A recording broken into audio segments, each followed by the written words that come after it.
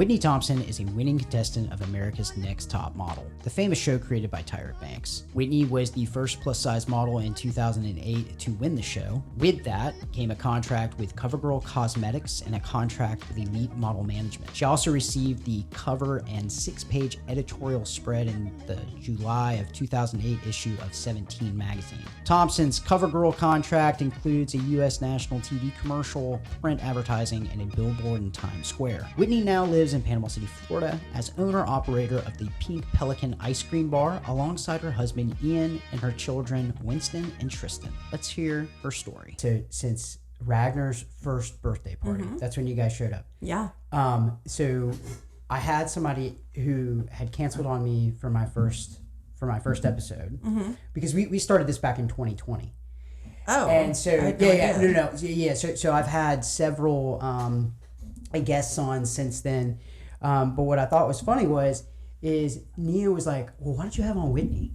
And I was like, yeah, I mean, it is, we're supposed to be promoting like local businesses and stuff like that. So I started thinking, I was like, ice cream shop. No, that's perfect. Yeah, we should have her on. She says, well, she was also America's Next Top Model. Next Top Model. And I was like, okay, that's great. And I was like, I didn't know what it meant. Yeah.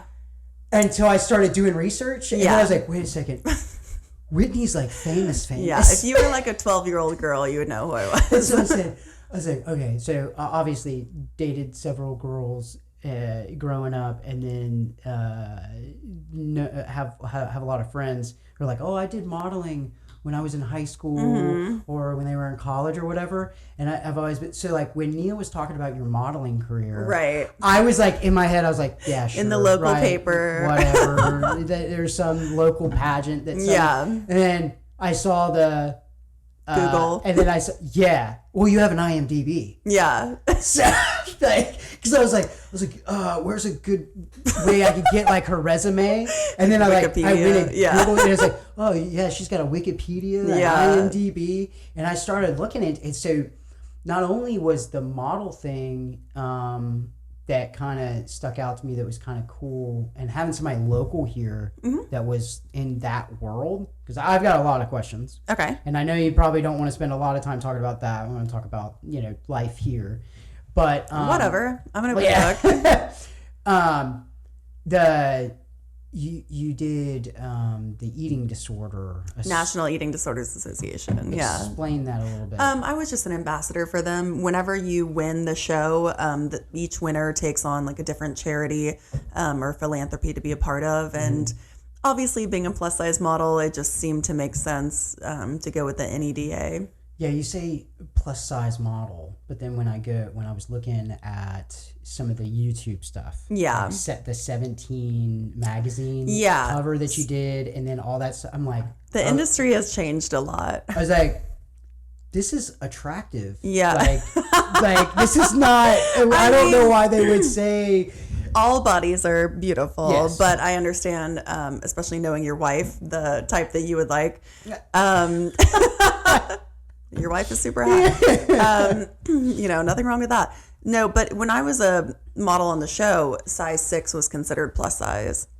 Now, I mean, I don't even know if size 16 would be considered plus size. The industry is so different now than what it was. And I do think a lot of that is because of the show, because they let me win a plus size winner.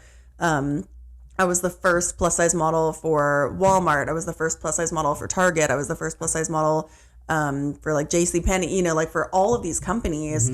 Had no one who was over, a size 2 before me. And so I was the first, I think, woman in the industry that people were looking at going, well, wow, she's, plus size, but she doesn't look, unhealthy necessarily. And so from there, it's kind of grown up into this movement, and now you have size 24 women in Victoria's Secret catalogs, and you would never ever have seen that.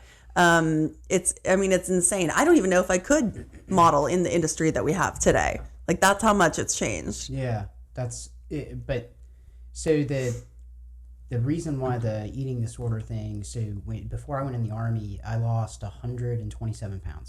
So I lost a lot of weight. Yeah. And so through that, obviously, I lost it in around 4.5 months. I lost over 100 Wow. pounds. Yeah. So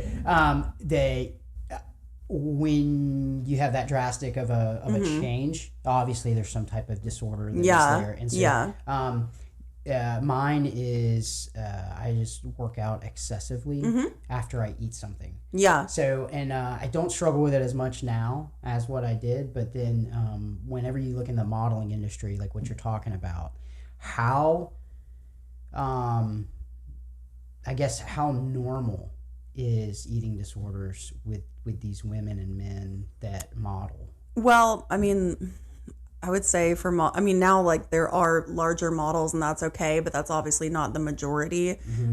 So for the models who are the normal, like thinner side, I mean, it's rampant. You get, I lived in model apartments all over the world with different girls, and I was always the only plus size model there.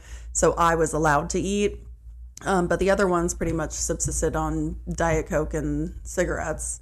I mean, there were girls who wouldn't eat for days. And of course, eating disorders, like you said, it's not one thing. Like anorexia, bulimia, like what you said is actually a new form of eating disorder where people think that they're being healthy. Like, I'm only doing raw vegan. I'm only doing, and it's like, you think that the words you're using make it sound like you're taking care of your body, but it's actually a way to control your eating. And on top of that, you have binge eating disorder. So you don't have to be skinny to have an eating disorder. Some people can't stop eating. So disordered eating is, I think, a lot more common than we realize. And it's really common in men too. Associate. Well, it's extremely common in the military. Because you have height, weight that you have to make, and then PT tests. And what a lot of people have found over the years, because I've also got a little bit of a background in endurance sports, so it's all power to weight. So the lighter you are, it's actually good to be heavy for a while and then drop a large amount of water weight or a large amount of weight in a very short amount of time, because it makes you lighter on your feet. So like when you're doing long distances. But guys in the military, I knew guys that were would like go on these water fasts for like 30 days, 40 days. And then I knew guys that, they did the binging and the purging. They'd sit there and they'd eat like 5 or 6 pizzas. And then they'd sit there and, they're gone to the bathroom for like 20, 30 minutes and they come back, their eyes are all bloodshot and it looks like all the liquid is just drained out of their face. And it's like, dude, are you all right? And it's like, I got to make weight by Friday. Right. And people don't think about that being disordered eating, but of course it is. No, absolutely. Just with men, I think specifically, we don't identify it as clearly. And it controls your life too. It does. Because that was the thing, after, getting married and having kids, I couldn't just after dinner just drop what I was doing and go for a 5-mile run. Before I got married, I mean, that was just like kind of the norm, calories in, calories out type thing. And then it wasn't until I moved to Tampa I found out, no, like that's an eating disorder. That's something that's going on up here. It's psychological. You feel, because I was heavy most of my life. And so when I joined the military, that was kind of like the breaking of the cycle, because most of my family on my mom's side of the family, they're all pretty big. And then so it's like, oh well, I have to work out or else I'm gonna get fat. And then, my wife consistently tells me, "Oh, you're not overweight." And I'm like, "No, I am." It's body because dysmorphia. My mind has been in this thing for so long. So when I saw that though on your bio, I was like, that's really freaking cool. Thank you. Were gonna, and I did, being a role model for kids, and living that model lifestyle, like being on the cover of 17 and stuff like that. You were telling me a second ago, you also did other things too. Kind of go through your whole bio. Oh gosh. Like I wanted you grew up in Tennessee. Florida. I'm actually Florida I'm from Florida. But then you moved to just give me the whole. Okay. Oh gosh, how much time do we have? We've got plenty of time. Well, I was born in Atlantic Beach, Florida, and that's where I was raised. And I tried to do local modeling. I was on the cover of Jacksonville magazine. I don't want to brag. And then I was discovered to go on the show. I was actually in an airport and somebody came up to me and said, hey, I work for America's Next Top Model. Do you want to go on the show? And I was in college at the time. And I said, no, I'm studying to be a doctor. And I flew home and I told my parents about it. And they were like, college will always be there. Like, this is fun. Like, go for it. Why not? What do you have to lose? So I did. And then I ended up winning. And then I moved to New York when I was 18. Or actually, I guess I was 19 by the time the show actually aired.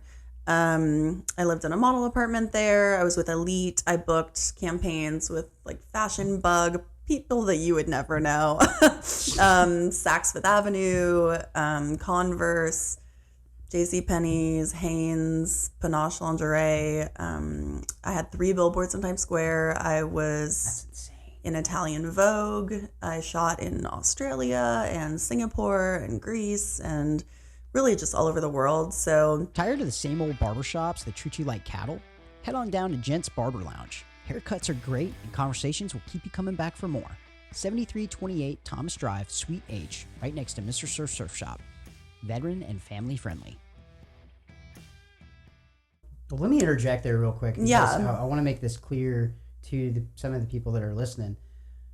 I didn't know any of this about you until today.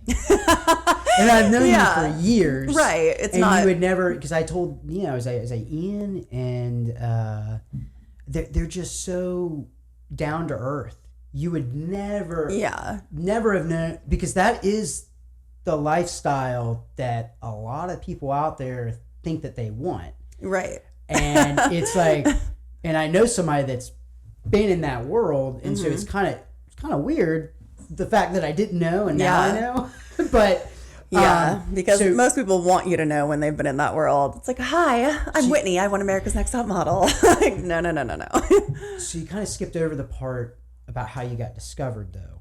Were you going to get into that? Or? Oh, no. I mean, I was in an airport and somebody asked me. Like, that was just a totally random thing that happened.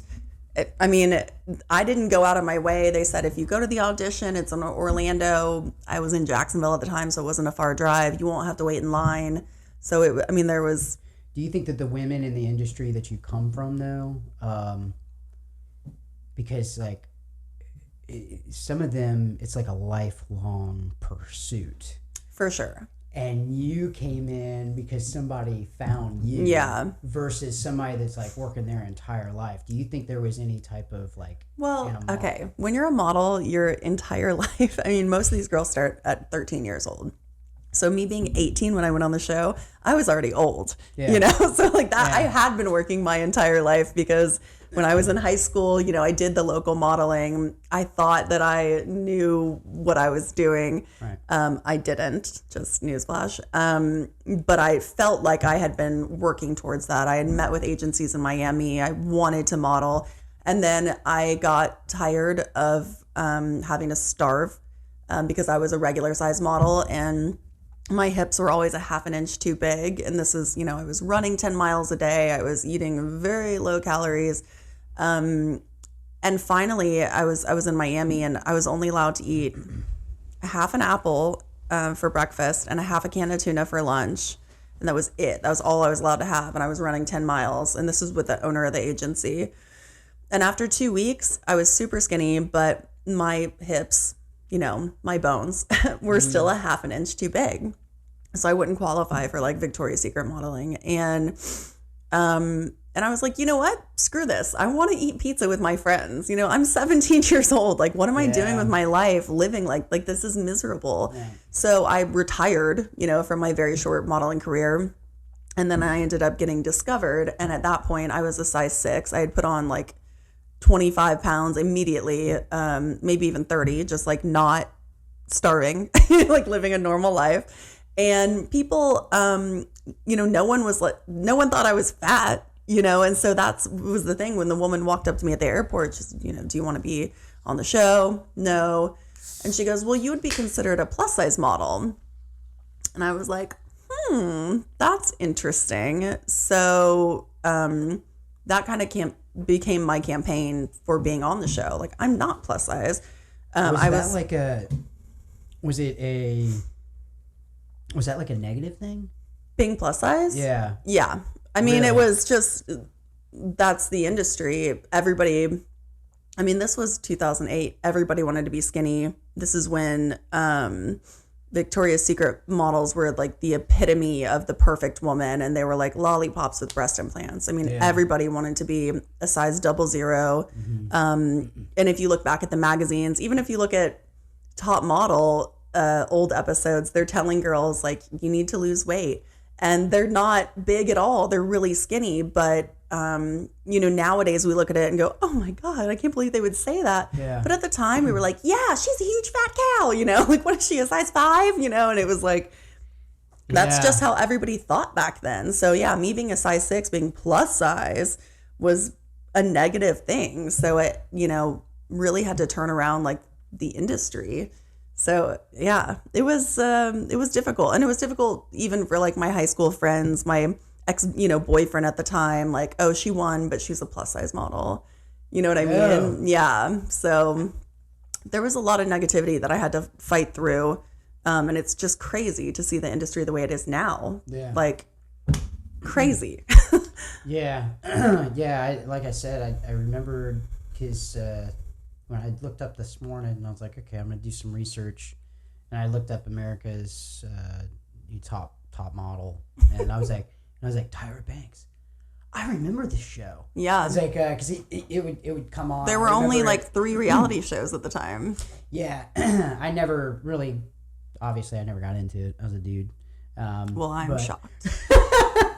But when I was looking at it, I was like, wow, okay, cool. So did you actually get to meet, well, obviously you met Tyra Banks. Mm-hmm. So you met all of these people from that industry. Yeah. And they're all, I mean, how do I say it? I don't know how to say this without sounding like a jerk, but it's like they're all normal people, right? Like they're not like no.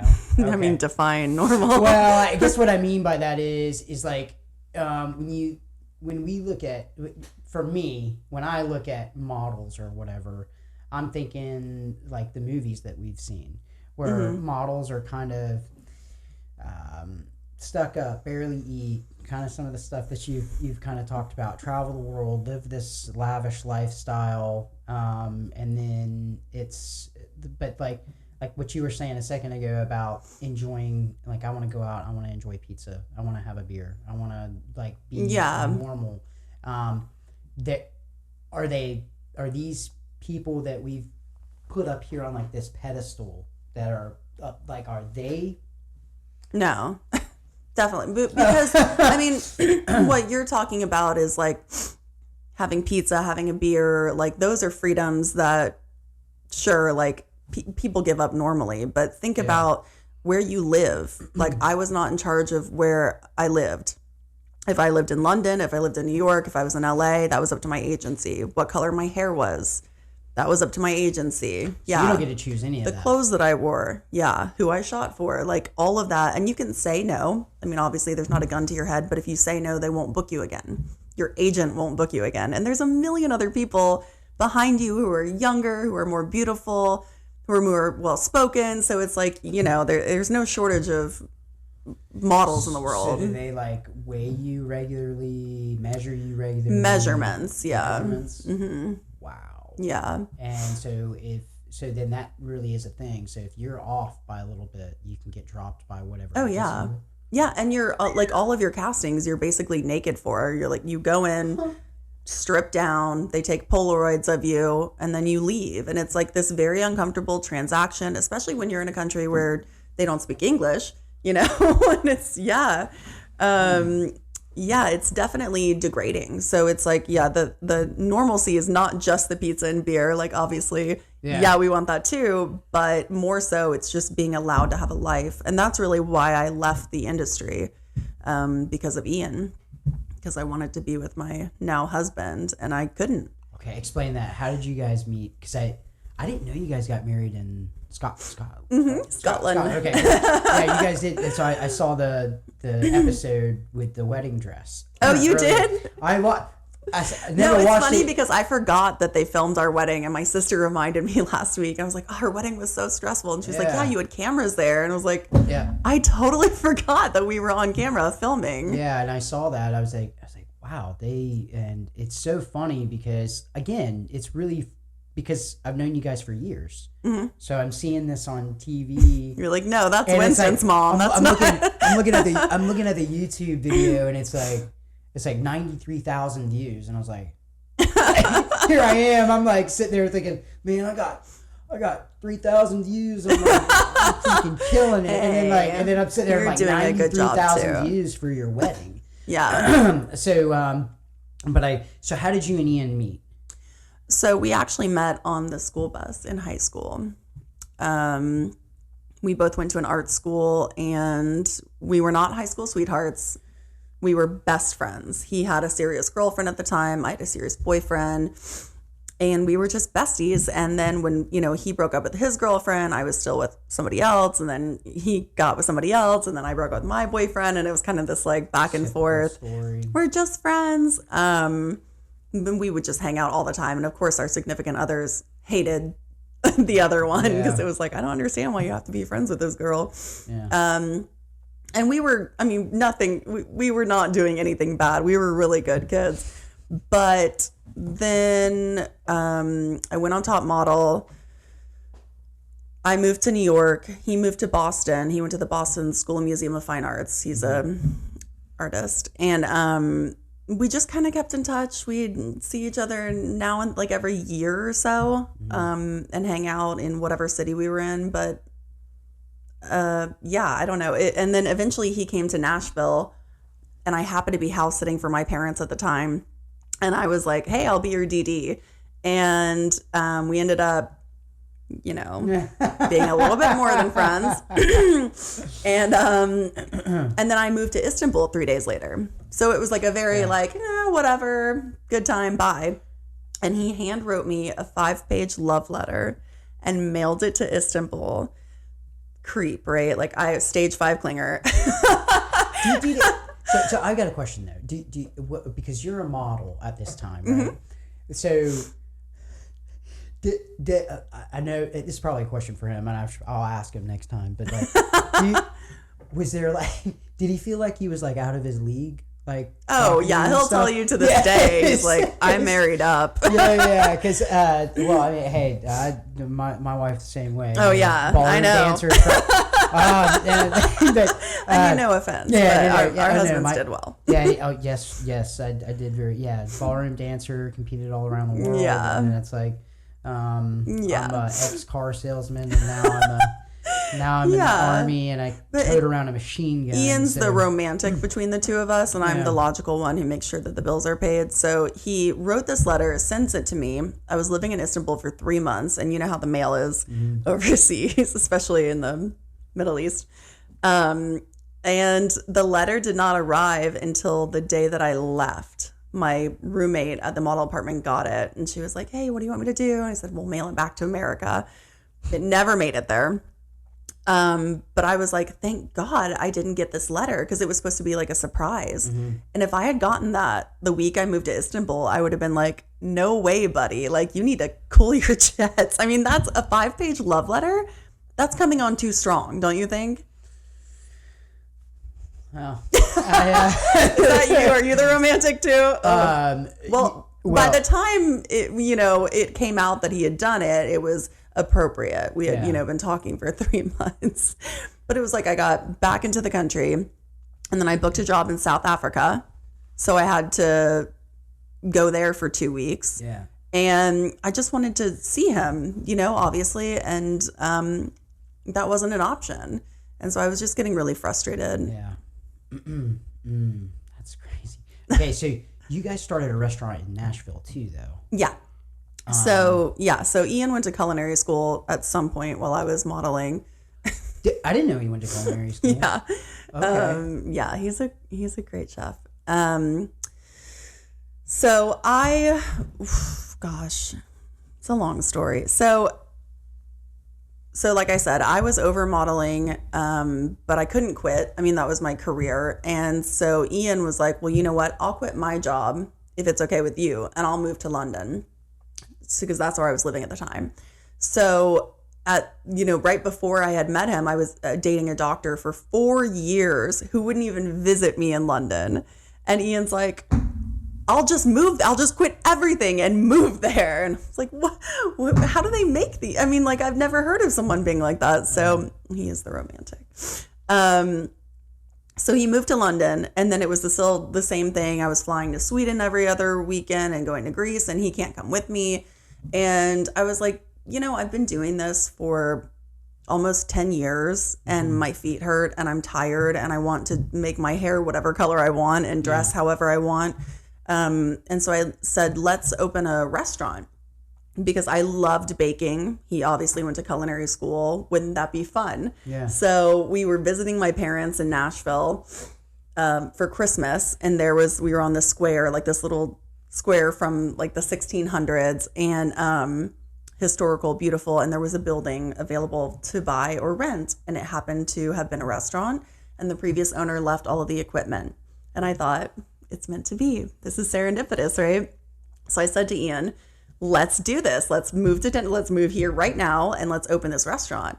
And he said, absolutely not. You've never worked in the restaurant. It's a terrible business. And I said, surprise, I already signed the papers.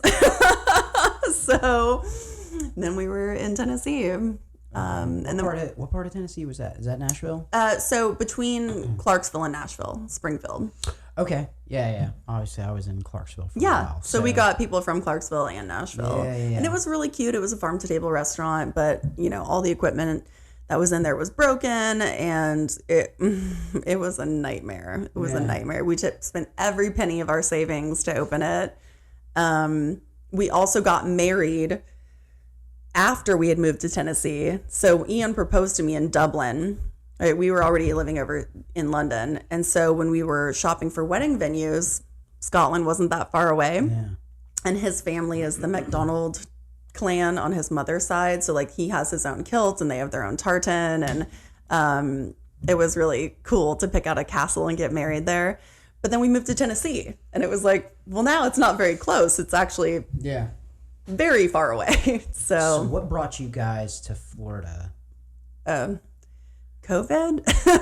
Really? COVID? Yeah. So we expanded our restaurant in Springfield. We were there for 6 years altogether. And then COVID hit. We were mandated to close down for 2 weeks. We were farm to table. So we lost everything because, it's all fresh. And then we restocked everything. And, it's like $12,000 to restock a restaurant. And then they extended the mandate. And I said, well, we're not doing this again until COVID is over. Yeah. Like, I just can't afford that. And our friend, who was actually one of our customers, James, said, I have a condo in Panama City Beach. It was Ian's birthday. Why don't you guys just go down there? We had our son Winston like 2 months prior. He was just a little tiny thing. And, we weren't working anyways. We had never been to Panama City Beach, even though we were both raised in Florida. Mm-hmm. So, we took the 7-hour drive, came down here, and it's like dolphins are jumping out of the water and the sunset. I mean, it was like you couldn't have made it more magical. And James, who's now my business partner, said, we have to go to this ice cream shop. It's the best ice cream you'll ever have. And it was called the Pink Pelican. So we go in, and it's like 2 teenagers sitting down at a register. And they go, you have to put your mask on.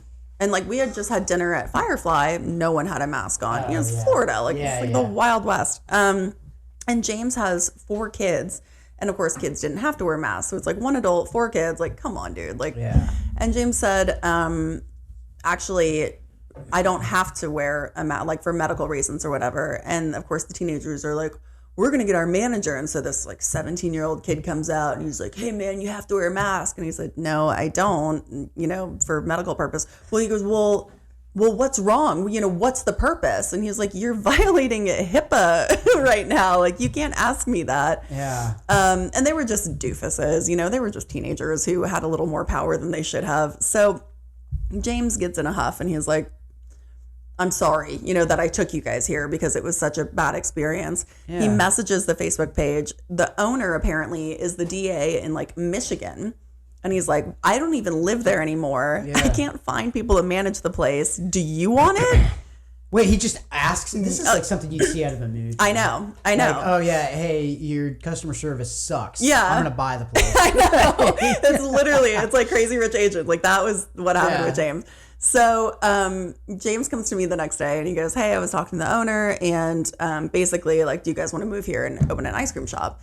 And I said, no, we are restaurateurs. We do not do ice cream. Yeah. Which was, in hindsight, so stupid because ice cream is the best business. It's so much better than the restaurant industry. But we ended up coming to an agreement to buy a different restaurant here. And we did that for 2.5 years. And then when we realized that the ice cream shop was making twice as much as the restaurant and we were working 7 days a week at the restaurant and it was all day, every day. And we had another child. And that was 850 Craft. Mm-hmm. So one of my really good friends who lives in Colorado Springs now, he was like a beer member there. He had his mug up on the wall. Yeah. And so he loved that place. I liked it. The food was really, really good. The food was amazing.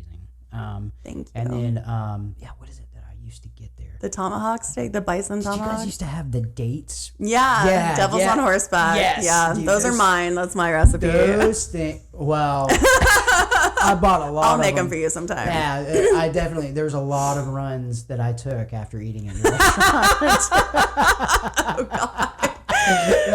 Sorry. And then, but you were also, that was the first place. So my favorite bourbon is Angel's Envy Rye. Mm-hmm. And you were the only restaurant in Bay County that had that. Yeah. And I would go in and I would get my 2 fingers once a week there. Yeah. For that, for a while.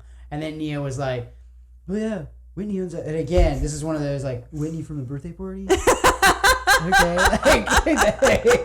So, I'm like, okay, that's great. And then I think that was still like those times where she was like, yeah, she's a model. And that's how I was like, right, sure. Okay.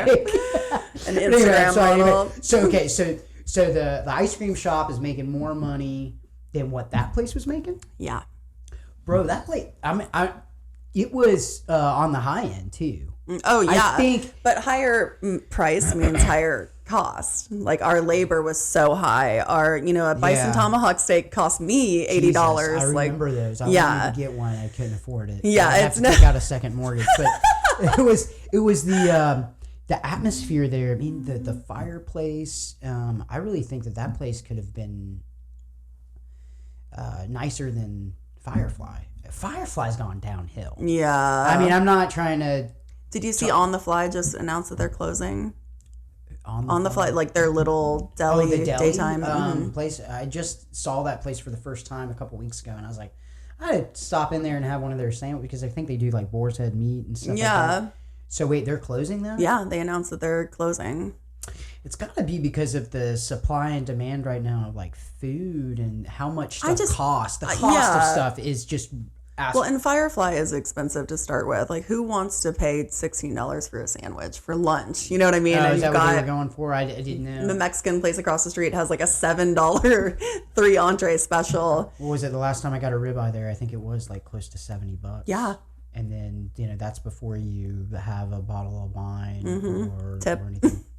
So I think, the last time, first of all, the customer service here I am. I'm like, I'm supporting local business, and here, let me talk trash about one of like, well, they are we gonna get in trouble? Is Dave listening? Like that? Yeah, well, and sorry, listen, Dave. Well, no, I'll say it to his face because I have had the worst customer service at the front of Firefly. The hostesses? The attitude. Savage. Yeah. Well, and it's not like one of those things where, I'm obviously, well, I'm going to tell you a story. Mm-hmm. And me and my wife, we went out, I think it was a couple months back. It was right before the summer crowd really hit. Mm-hmm. And Nia can tell you about this. And it was like, babe, where do you want to go eat? And like, I don't want to eat at Saltwater Grill because I think we wear that place out a lot. Yeah. We go there quite a bit. And then Uncle Ernie's, we go there all the time. And so she's like, oh, it's been a couple months since we've been to Firefly. Let's go to Firefly. And every single time I think about Firefly, I think about the hostess issue. Really? Because I always have hostess issues there. So this particular night, though, we went up to the counter. I started talking to the hostess that was there. And I said, hey, I got 2. I want to main dining room. And she's like, reservation? And I was like, and I literally went, and I looked, I could see straight in. Yeah. Into the main dining room. Yeah. And I'm like, no, we don't have a reservation. I can seat you in the sushi bar. And so I looked at her and I was like, okay. There's nobody in there. She goes, well, a lot of those seats are reserved. So I was like, okay, well, I guess we'll eat at the sushi bar or whatever. Yeah. And so as she is trying to get someone to go seat us, some guy walked in. Sport coat, Rolex, him and I think he had 2 daughters with him. And I hope that was his daughters. But, probably not. He walks in, and the hostess that was next to her says, dining in or whatever. And so then he said, yeah, I've got 3. And then she said, do you have a reservation? He said, no. She says, okay, follow me. And she walked them straight in there. Wow. I have recently, since I ran for office, know who this gentleman is. Okay. So Firefly has taken themselves to what it seems to me as being somebody to a status where if you walk in there, they'll put you in there. Yeah. But if you don't have a reservation and you just walk in, yeah, No, that's true. I've seen that. Last time that I went, the last time that we actually ate in the main dining room, there was a guy wearing a Michael Jordan jersey sitting next to us. When he had, I mean, look, I got tattoos all over me. He's tatted up, earrings all over him or whatever. And there's like no dress code. Yeah. And then it's like, so you pride yourself on being this exclusive. But then you do that, and that's the type of customer service that I just loathe. Yeah. Because it's like, no, that's you wrong. Pick and choose. So there's going to be a lot of people that listen to this, and people are going to be like, huh? But I know that there are other people that have had that issue with Firefly. Well, I think that I think the host is the most important job in the restaurant, honestly. Absolutely. Because you match energy. Yeah. And I've tried to pay them as high as chefs, and it doesn't matter because people don't want to stand up there and be bored all night. It's really hard to find someone who's decent. And they will do stupid things that I've had happen to me at other restaurants. Like, it's completely empty. Oh, we can't seat you there. Or like, it's not happy hour yet. We can't do that. Like, of course we can. We're a small business. We could do anything. Like, it's literally your job to be the most bubbly person. Yeah. Because you were the first person that somebody sees. Oh my gosh. So when I worked at Boar's Head. I don't know if you used to come and travel here back so I worked there back when I was in high school. And as a busboy. That was the high class dining restaurant back then. Boar's Head restaurant. Yeah, it was on. McGuire's is going to be there now. Okay, yeah. Okay, so that old restaurant that's right there on the west end of the beach, that used to be Boar's Head, and it was 2 brothers that ran the place. But what I thought was interesting about it was that was the high class dining. Back then, and everybody got treated just to the nines. Yeah, like they got treated great. But here recently, it kind of sucks because I think if we want to go eat at somewhere high class now, we go to 30A. We end up going, the Pearl is one of our favorite places that we like to go. And then it's less money. Really? It's less money. I can get a better steak on 30A than I can get at Firefly or Uncle Ernie's. Probably because there's more competition. Yep. Yeah. And then the treatment is completely different because they're used to dealing with, that clientele. Yeah. And so you go out there and it's like, that's what real customer service is. Yeah. And you come to Panama City Beach, and it's kind of funny because if you really think about Panama City Beach, and this sucks because I know a lot of people pride themselves on us being a top tourist destination, but we are one of the last resorts to the tourist for Florida. We're one of the last resorts. Yeah, because people are going to go to, I think most people, 38, Destin, Orlando, Tampa, and then it's like Panama City Beach is like, we didn't have enough money for theme park tickets, Yeah. And no, we don't, we're not going to go cruise in our Land Rover. Right. Well, we're associated with spring break from, 2000s. Yeah. That's what people think of. So they don't think of it as like a family friendly place. And I mean, that's what I thought. That's why we had never been here. And then we got here and we're like, oh my God, this place is amazing. It's beautiful. Yeah. But we had gone to Rosemary Beach before because that's, where people go when you're coming from Tennessee. Yeah. You think Panama City Beach is trashy. Yep. But it's not. It's not. It's not. But there needs to be. We need to start bringing. I think we're starting to see an influx of some really cool things that are about to happen on the beach. Yeah. Well, it's like I said, we have the reputation of spring break 05 or whatever, but what I love most about here is that we are mom and pop shops. It is a small town. Any other place. Like, look at the places that are closing here or not doing well, like TGI Fridays, like Chili's. It's not even the crab place on Back Beach. Like, these are all chains. And then you look at the restaurants like Captain Anderson's and Firefly and, even Pink Pelican. Like, we have these places that have been there for years and years, and the locals support them.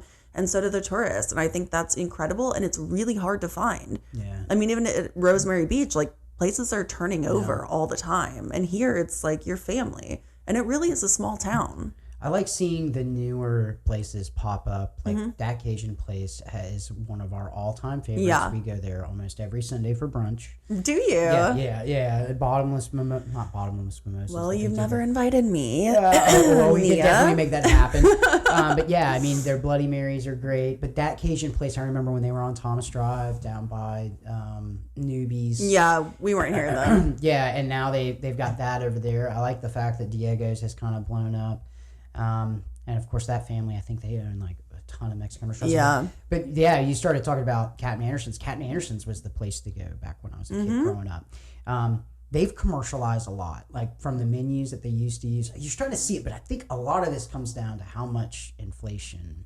Oh, yeah. It's just ridiculous when you see it. But yeah, there's patches, Thomas Drive is kind of like, owns my heart a little bit when it comes to like where we want to eat. It's always the same thing. I think Nia gets a little irritated about it sometimes because it's like, all right, Patches, Diego's, that Cajun place, or Christo's. Yeah. And you just go down Thomas Drive in my mind. Yeah. It's like that's where we're going for lunch. But those are the places where the tourists don't necessarily like know about. It's or like chill that way. Yeah. I mean, it still gets crazy crowded, but it's not like Pier Park crazy crowded. We still go to Hunt's every once in a while, Hunt's Oyster Bar, but I've actually never been there. So Hunt's Oyster Bar is amazing, but man, the price of oysters have just gone up. I remember we could get a dozen oysters for $4.99.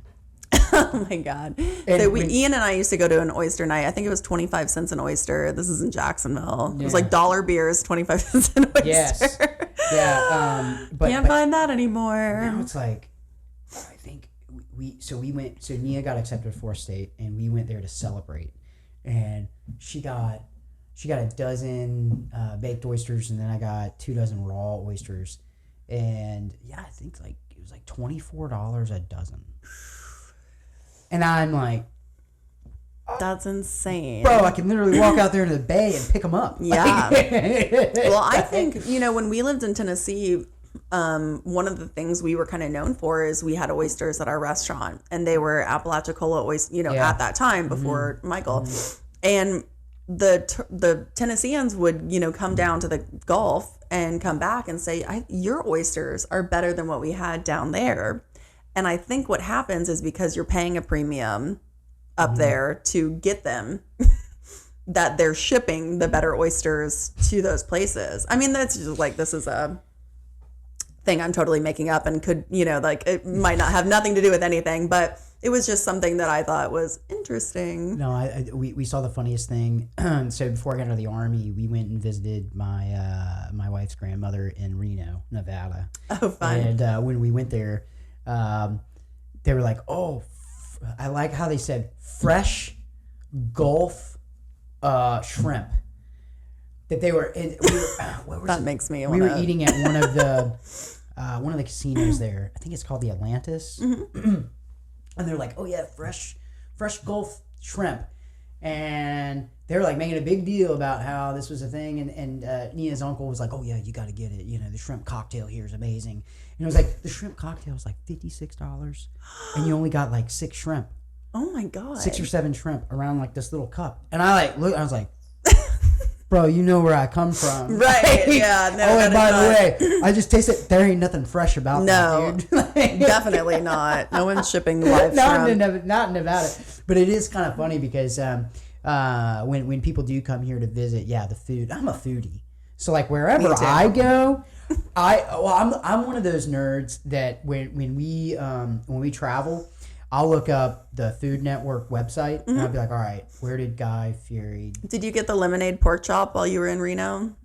Lemonade what? It's a thing, a lemonade pork chop. It was on the Food Network channel. Because the only time I've been to Reno is like that's one of those things that I looked up. No, I never have. It's a long time ago. But yeah, that would have been interesting. Interesting. A lemonade pork chop. I definitely didn't have any shrimp while I was there. Yeah. But you know what? In our little restaurant in Tennessee, we used to order live lobsters. Like for Valentine's Day, special occasions, we would have these huge 2.5-pound live lobsters overnight shipped from Maine. So like that's very high. Overnight. Yeah. Oh. You have to or else they'll die. Yeah. And we went to like the biggest, fanciest steakhouse in Nashville with some friends of ours. And I asked, is your lobster fresh? And they're like, it's fresh frozen. It was frozen fresh. Like this little tiny restaurant in Springfield, Tennessee are overnighting live lobsters and they've got frozen lobster that they're selling for, 4 times as much. Nashville was good when what did we used to eat? Oh, it's the voodoo pig, the voodoo barbecue. We used to go to this place that had like the best barbecue I think I've ever had in my entire life. Really? In Nashville. Yeah. It wasn't too far from Broadway. But it was like off the main drag, but it was like this rundown, it looked like a barn. And no, seriously. And, it probably was. They had, they had, I think it was called the Voodoo Pig or something like that. But Nashville is good for barbecue. Well, Nashville's now like just like trying to do all the elevated cuisine, and it's difficult. I mean, Ian and I were so over it by the time we left because it was like they're trying to do elevated, but they're trying to make it country, and so it would be like pig feet, pig ears braised in cheer wine. I'm like, this is what I feed my dogs. Like they're trying to. And then it's $37. It's like a culture thing. They're trying to make it feel that way. Like Sean Brock is the, but it's, I think it's more for tourists. So what is it? Kid Rock did he buy Spinnaker? I think he bought. Oh, is he the one who's making it Tootsie's? Yeah, I think that's what I heard. I didn't know that. I could be wrong. Somebody's going to have to make a comment. Somebody's going to make a comment. They're going to be You're like, just making things up. Yeah, no. He bought. I could see that. Yeah, I think it is the Tootsies. Were they going to do that with Avila or Spinnaker? Oh, Avila got. I'm going to have to do some research. You're right. No, I forget. I always associate them as the same thing. But I think that's good because he's got his bar that's there in Nashville, and now we're starting to. It seems like Panama City Beach and Nashville are starting to have like similarities as far as like. So I'd like to see him bring those. What do you call it? Those carts where you bicycle. Oh yeah, the pedal. Yeah, the pedaling bar or whatever. Is it? Yeah, because they serve alcohol in those things. Of course they do. It's Nashville. Yeah. So, but I'd like to see that like implemented somewhere in. I mean, I don't know. It's not very pedestrian friendly here. Yeah, unfortunately, like I said, it would have to be somewhere like. And I mean, Nashville isn't either. You just have the little Broadway strip that is. Yeah, I think it would be good, like for. But then we're about to see a Top Golf, and then that's going to be awesome. DC Stampede, which I think they're calling it something else. They are. It's like a pirate, like Buccaneer or something. Yeah. So we've got a lot of stuff that's coming. We got a lot of development.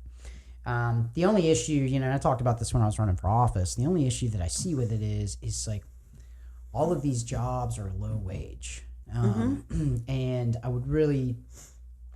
do want to see some type of industry come here to where we could be something more than just a tourist spot. Those mom and pop places that you're talking about are really big.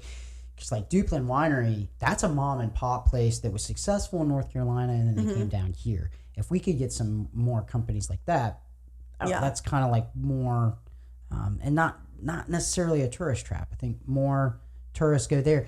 Actually, I'm going to ask you with your ice cream shop. Do you guys see more locals or more tourists? More tourists. Really? But we have tourists who have been coming for 15 years. Yeah. I mean, it's incredible. They're like, you hear my grandkids, we brought our kids here, and it's great. It also has to do with that location right there by Rocket Lands. Yeah, well, and it's by, there's a lot of hotels right there. We're walking distance for a lot of people. Yeah. And then, are you guys talking about setting up a second location? Maybe in we're talking. We're talking. We go back and forth. I think right now the next thing we want to do is an ice cream truck, because we're talking about closing for the winter. You brought this up. So, our ice cream, because it's like a food truck, right?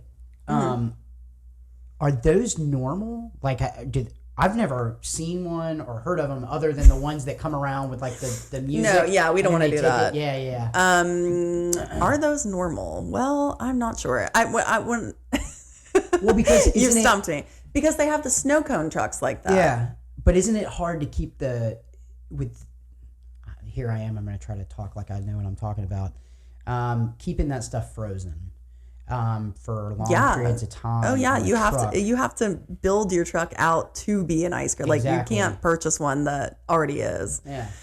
So it's definitely an investment on our part, but there's concerts out at Pier Park. There's concerts, there's football games, there's food truck shows, beach day. Like there's so many places we could take it. Oh man, football games. I didn't even think about that. Yeah, because like in the fall, games, I mean, listen, we live in Florida. Yep. But the tourists stop coming. And so that location is no longer viable. But if we open a second location, like in Lynn Haven, then we would only get local traffic, and we would miss the tourist traffic. Yeah. So it's like, why open another location when we could just have something mobile and go around and do events like that.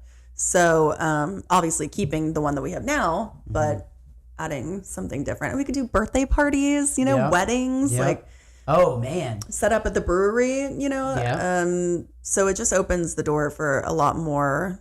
I'm just not fully confident that I can drive an ice cream truck yet.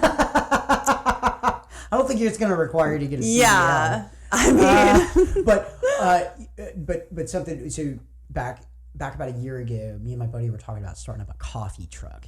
And we were going to do a coffee truck. But then what you were just saying a second ago was like, this is Florida. You can only drink coffee at like one part of the day, which is the very start of the day.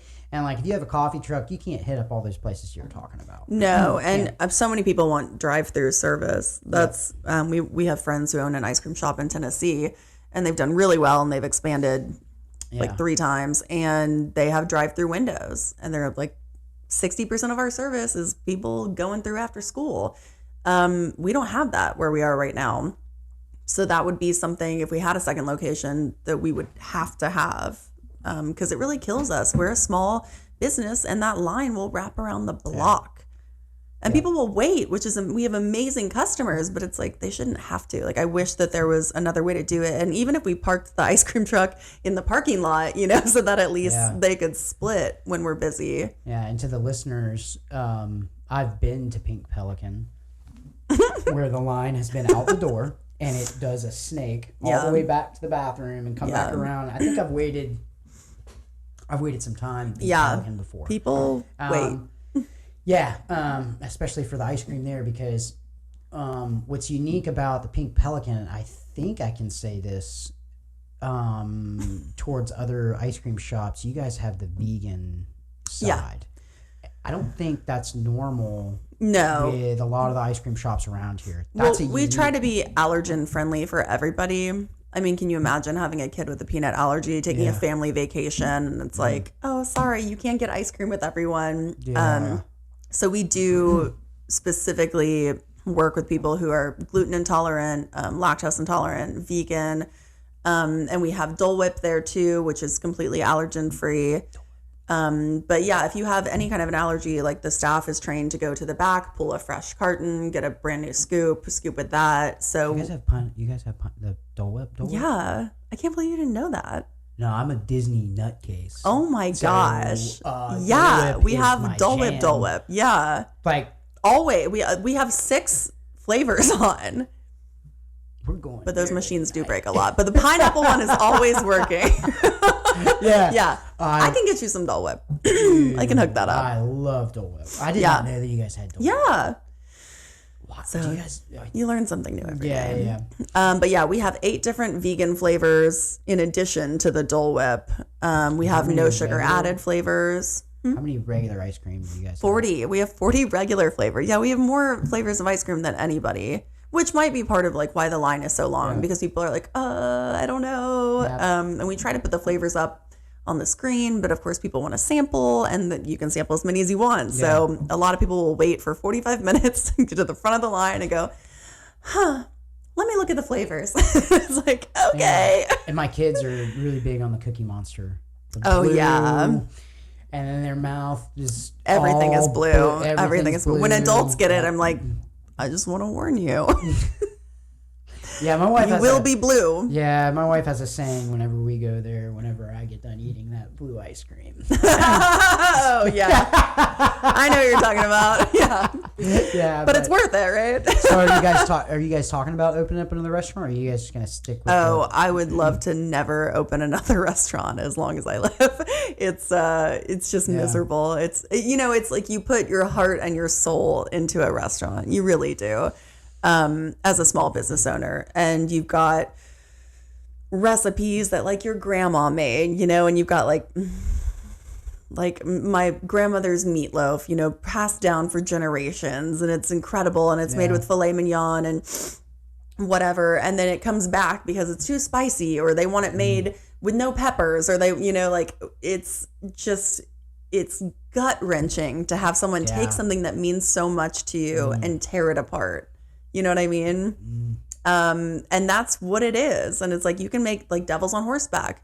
A lot of people love them, but not everybody does. Yeah.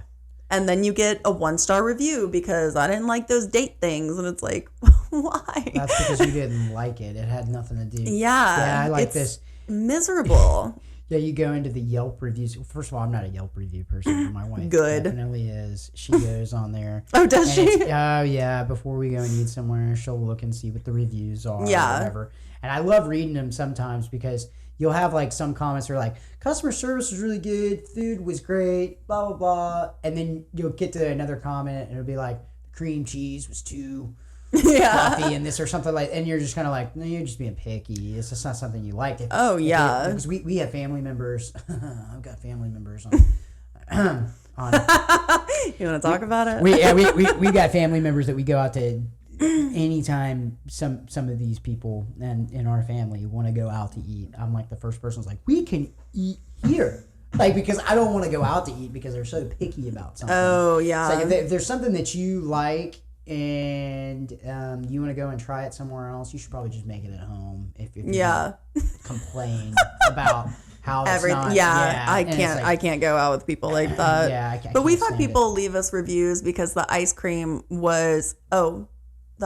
melted too fast. That was one of them.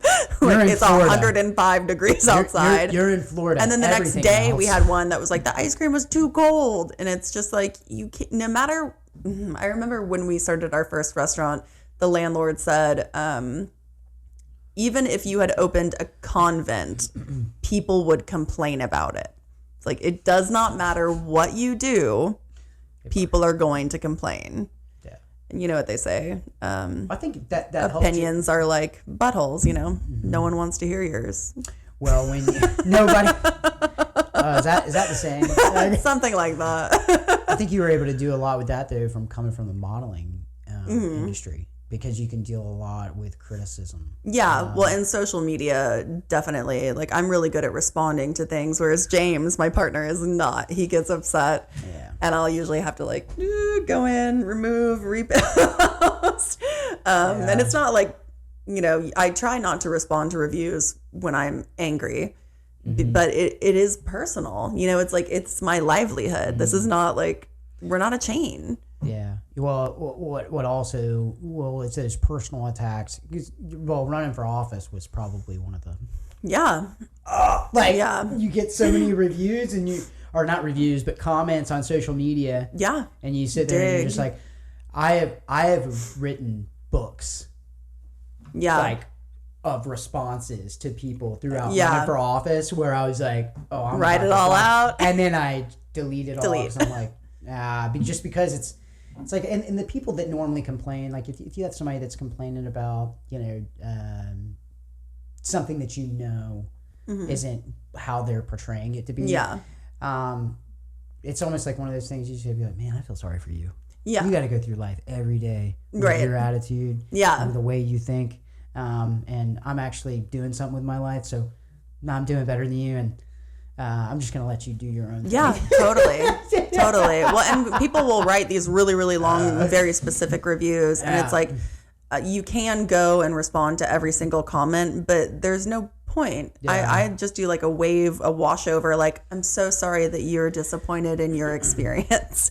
It's just like putting it, I'm so sorry that you feel that way. Like, these are valid. However you're feeling is valid. It doesn't mean it's correct, but I'm sorry that you are feeling the way that you are feeling. And as a business owner, you want to hear reviews because you want to know how your business is doing. It's kind of like the Firefly thing that we were talking about earlier. Yeah. I never spoke to a manager. I never talked to anybody. I just looked at my wife and I said, we're never coming back. Yeah. And you didn't get on Yelp and write a review. I'm not going to get on Yelp. I'm not going to get on social media. I'm just going to get on my podcast that has the. Oops. but anyway, no, it's but with all seriousness, sometimes it's just the fact of where and I'm not like that with everybody. If I've been going to somewhere for like a while, like it's because I've been going to your ice cream shop for a while, and I went in there and I had a bad experience with somebody you worked with. I just call you, but but if I didn't know you, and I'd be like, nah, it was probably just one bad night, and then I give it. It's like kind of like everybody has strikes and you're out type thing. Yeah. But the Yelp reviews. There's only one review that I read, and it's for golf courses. Okay. Well, I got one a few weeks ago, and a woman took pictures. It was like a Friday night. And she took pictures of the trash can because it was dirty. She left me, I think it was a 2-star, because like the ice cream was great, service is amazing, and the trash can was disgusting. You have to have your business on Yelp? Yeah. You have to? You have to. Wait, why? Well, I mean, it's not up to you. It's up to Yelp. They find you, they put you on, and they go, hey, we noticed that your reviews suck. Do you want to pay us money? Which we don't. We don't pay them. It's a gambit. So you don't get to choose. No. And they also will take real reviews, like 5-star reviews, and remove them. Wait, what? Yeah, if they think that it's like it could be unrealistic or it could be, if you're they just take them down. 5-star reviews for yourself. Right. But even if you're not, like they're real legitimate reviews that they have taken down because they seem suspicious. So, yeah. There's a good South Park about Yelp. I'll leave it at that. Okay, so we talked about modeling. We talked about ice cream shop. Now you have kids, married. 2 boys. I'm going to ask you, though, and this is going to be one of those heartfelt questions. Are you happier now? Yeah. Okay. So much more. And because now when we travel, it's for fun. Yeah. When I traveled before, it was work. It was like, you're flying to Cape Town, you're going to be there for 2 days, and then you go home. I guess I didn't really think about that. When you were in these places like London, Istanbul, I'm sure you went. I'd go to the inside of a studio, take pictures, and get on a plane and leave. So you weren't there for very long. Well, you were in London for a while. That's what you were saying. Yeah, I lived in London, and I lived in Istanbul too. But like, was it fun? It can't be fun if you can't. You're a foodie. I'm a foodie. Yeah. It can't be fun if you can't eat. No, yeah, the food in London sucks anyways. Oh, does it? Well, no, sorry, British food sucks. But no, the national dish of England is chicken tikka masala. Oh, chicken masala? Yeah, it's Indian. And they have phenomenal Indian food there. But yeah, the rest of it needs hot sauce. As an American, so you weren't able to enjoy the countries that you were actually not all of them. Like I worked a lot in Sweden, and I would literally fly in, shoot and leave. I'd fly out the next morning or that night. And that's how it was for a lot of it. Now we get to travel, and I get to travel with my husband. I get to travel with my kids, which is not always good. But I'm not alone, in the airplane all the time. And I get to actually stay. So modeling can be, and sounds like it might have been a little bit of a lonely. Very. Really? Yeah, but it's not even just that. I mean, yes, you are literally traveling the world by yourself. So like all the pictures I was taking were selfies. Like that was when the selfie was invented, that's showing my age. But yeah, they were all selfies. It was all me alone, and with the Parthenon and the Eiffel Tower, and it's like you get to experience all this. And I do think it's important to be alone in your life and figure out who you are. I don't regret that stuff. Yeah. But I was not happy at all. And man, like in Istanbul, I didn't speak the language at all. And I was shooting nonstop. I would get to set at like 7 a.m. And of course, it's all men, male photographers, male makeup artists, male hair, because it's gotta be another thing too. Yeah, interesting. Yeah. The dynamics there. And I'd get on set and I would literally shoot like 300 outfits.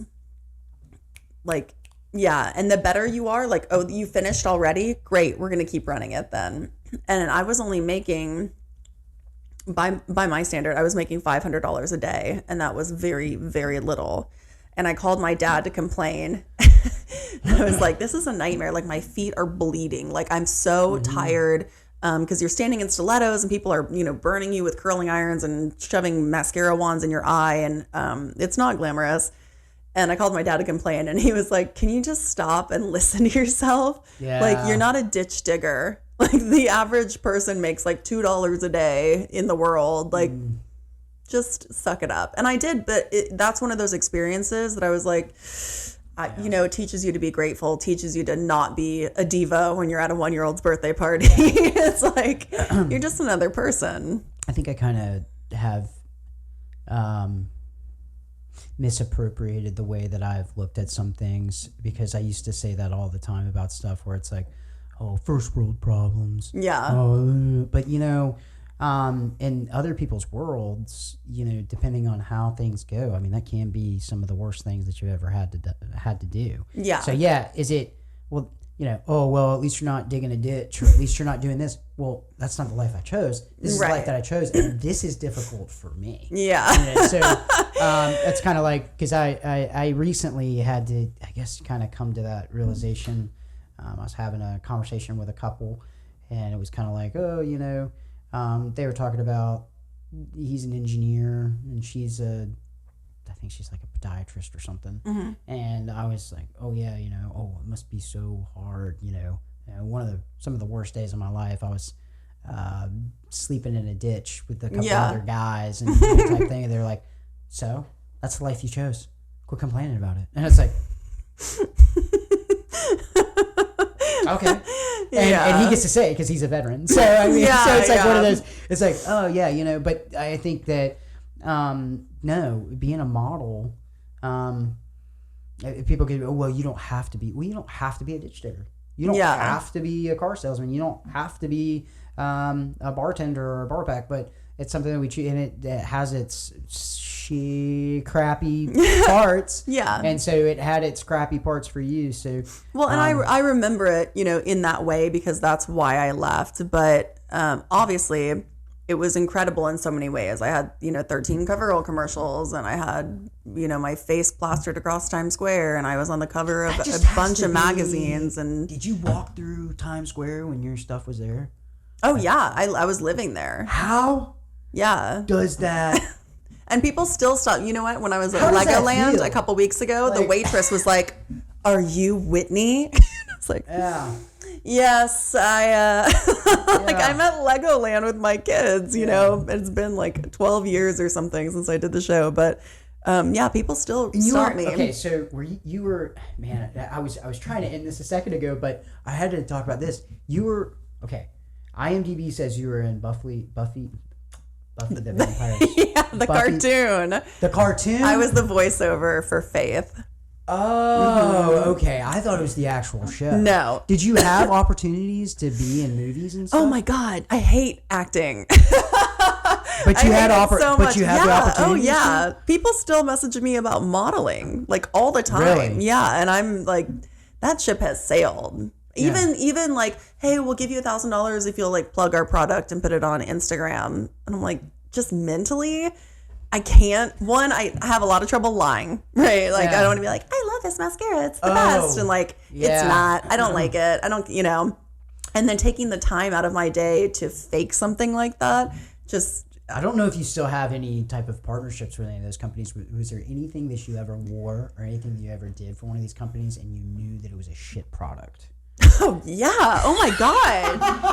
Yeah. Like 95% of the stuff that I wore. See, because what they do, this is fun, what they do in the magazines, especially for catalogs, which is where most of the money is they put the shirt on you or pants, and then they take clamps and they clamp it down the back the way that they want it to fit you, the way that they want it to look.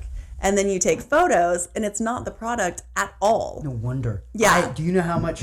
So when you order it, I have ordered stuff before, and like, that's not what it looks like. And I've been like, I don't understand. It's literally not what you ordered. It's crazy, and they'll make like big holes in shirts and stuff, so that they don't have to pay taxes when they're being imported from other countries. Yeah, there's a lot.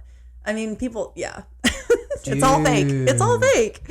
So you see, like, it's not, I'm like, wow, I was a model, but like, it just being in that industry and not being authentic was very frustrating. And I love that I work for myself and I get to scoop ice cream. I get to take my kids to school and just be as normal as I've ever been. I really like that. So that world is not insane. For me. Yeah. It's for other people. Well, so how long were you active as modeling? Oh, I was still modeling after we opened the first restaurant, because I did like London Fashion Week and some other things in there, but probably eight years, I would say, like intensely modeling. Yeah. Wow. Yeah. Well, that still is dinosaur in model years, because that's a career. You retire when you're like 23. Do you talk to people that were part of that? Like, what was the last time you talked to like Tyra Banks? Oh, no, I haven't talked to Tyra. We're not on the same playing field. I didn't know, like, if she's like, because you were her pick or whatever for whatever. Yeah. Like, does she keep? Yeah, I guess that was my thing. Does she like keep up with? I think she does, and I've wanted to come out and say things because she's been shown in a negative light regarding Top Model, but it's like, it goes back to like, how much do I care? Like, this is really gonna come into my day. I just want to cuddle with my dogs, and hang out with your kids, have some coffee or wine, depending on the time of day. Like, this is what makes me happy. This is what life is about, and so I could care less if somebody likes my post on Instagram, flippy floppies in the beach now. Yeah. So it's great. I love it. And I'm not at, kids' birthday parties trying to pretend like I'm, anything more interesting than that's pretty awesome. Well, I learned a lot about you while researching and then sitting here and learning about that. And I think I definitely gained a little bit more respect for that industry because it's coming from a little bit of that rough blue collar type work, and then of course coming out of like kind of grunt phase. Yeah, you look at like that, and you're just kind of like, oh, privileged people. and then hearing you talk about, well, it's not necessarily it's kind of like a lonely life, and then on top of that, it's not as, you're right, it's not real. It's pretty fake. And my dad was a police officer. My mom was a teacher, so I wasn't raised like. Wow, very similar to me. Like $10,000 purses were normal or anything. So it was, it was definitely eye opening, and I definitely dove right into it and got the $600 heels and man, I blew through that first campaign check.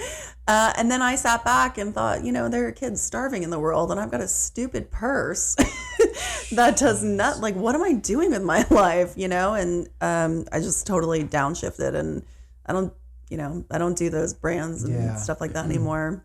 Dad had come to the realization of that when we were living down in Tampa, because we moved down to Tampa from here. Yeah, and so, I know I was really sad because I love your wife. And when we moved down there, up here, I'm still considered. I think it's like the top 15% based on like income or whatever it may be. And so then we moved down to Tampa, and then it was just kind of like I found out how small of a fish even the people are that think that they're whales. Yeah. And it's like, no. Yeah. Which is why I said to Nia earlier, I was like, this is so, because like I said, I was doing the research on you, and then I said, I was like, it's so funny with like, and we all know who these people are. They sit there and they try to act like they are somebody and that they've done something. And, and then they try to act like they're too good, for whatever. And they act like they have all this money and that they are these superstars, supermodels. And the one person that has been a supermodel and has been in our life consistently for the past couple of years never knew. Yeah. So the people that actually have done the things that we dream of doing or whatever, you never really know it. Yeah. Because like I said, you and Ian are pretty down to earth. Yeah. Well, I mean, I credit my family for never making me think that I was. Yeah. I've got a brother and sister who are older than me. Yeah. They're like, oh, you think you're a model? Yeah. Okay.